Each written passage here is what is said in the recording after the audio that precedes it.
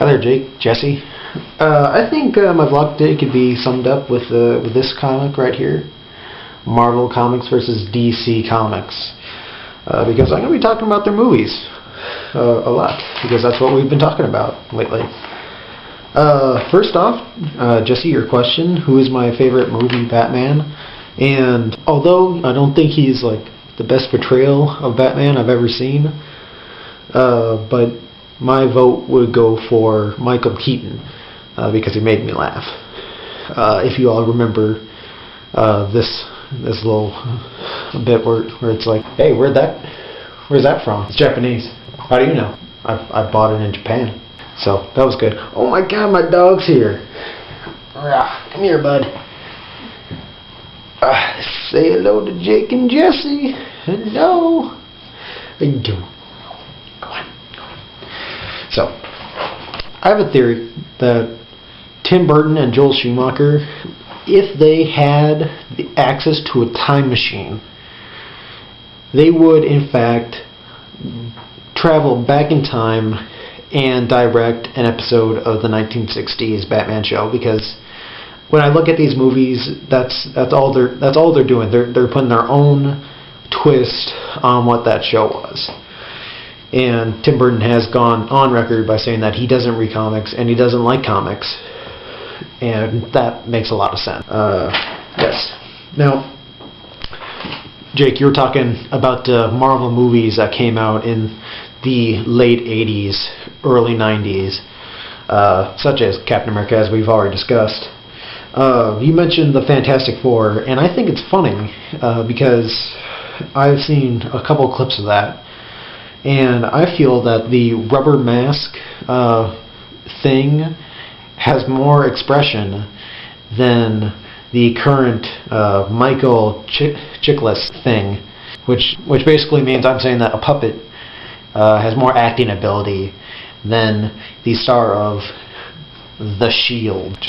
Just think about that. Just kind of put that in the back of your head. Just let that sit there for a bit.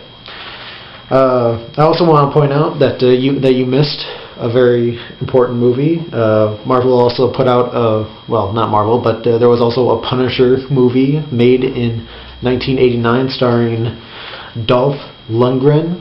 Now, Transformers. The thing about Transformers, and I agree with really both of you that it was a summer movie, but it was horrendous as far as cinema is concerned. But what got me was the fact that everyone was saying how hot Megan Fox was when that came out, and I personally have this thing where if an actress is playing a high schooler, even a high schooler that is 18, automatically something happens in my brain where I can't think that, hello bud, I can't think that this woman is hot by any means, because my head tells me that she's jailbait, even though she's just portraying a woman in high school. So that's what always got me about that. So that was my thing.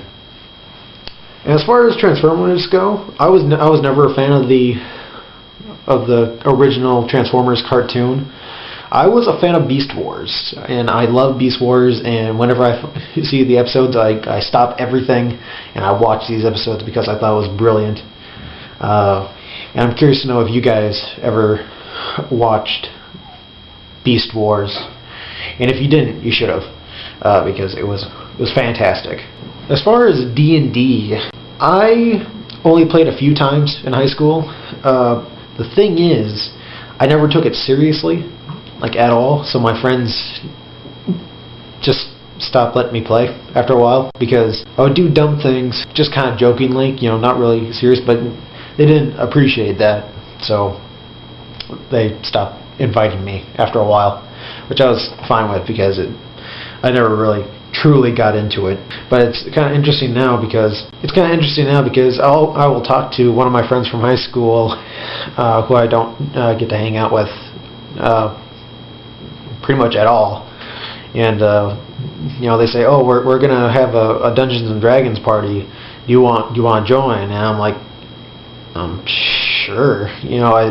but like I don't have any characters, so he'd have to spend however long creating a character for me, and then just go from there. Pretty much reteaching me how to play this game. Kind of getting back to the movies thing.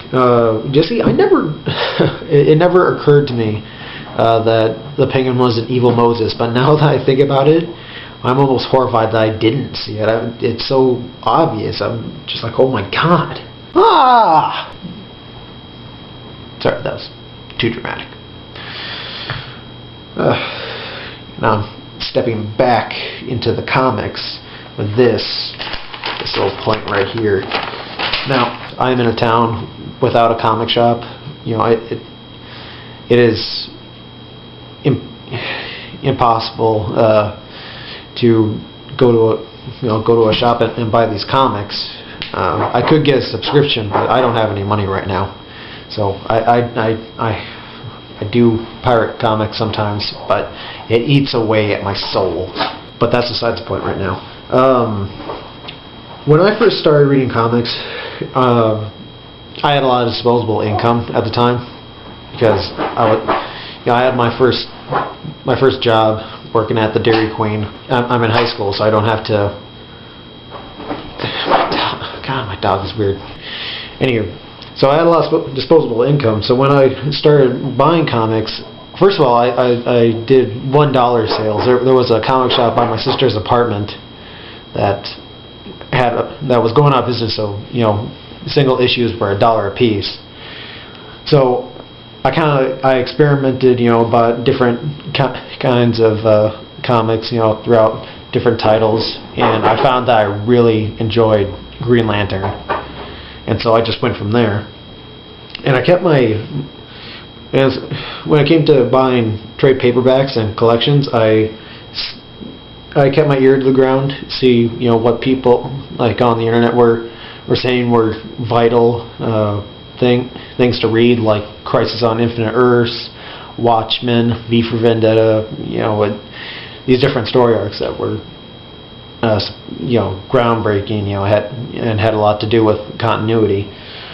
So I read that, and then I also just read and researched my ass off trying to figure out these about these characters. And one site that really helped me was comics101.com, although when I was doing this it was on moviepoopshoot.com, which was an offshoot of the View Askew Kevin Smith production company. But now it has its own website, so I urge everyone that's watching this, so you guys and then all of our fans, to check out comics101.com. I'll have a link over there on the side. But Scott Tipton, who's also called the Professor, he does articles talking about comics, important aspects of characters, series of articles talking about like the Justice League, Batman, the Avengers, and then he does specialty articles. This vlog is going on really long, so I'm just going to briefly talk about why I am in my parents' living room right now. I decided to come home for the weekend and get some baked goods because on Tuesday, English Club is having a bake sale to make sure our funds are secure for the trip that we're making in February. AWP, which stands for Association of Writers and Writing Programs, which is being held in Chicago this year. If you remember, last year it was in New York City, and I had several blogs done there.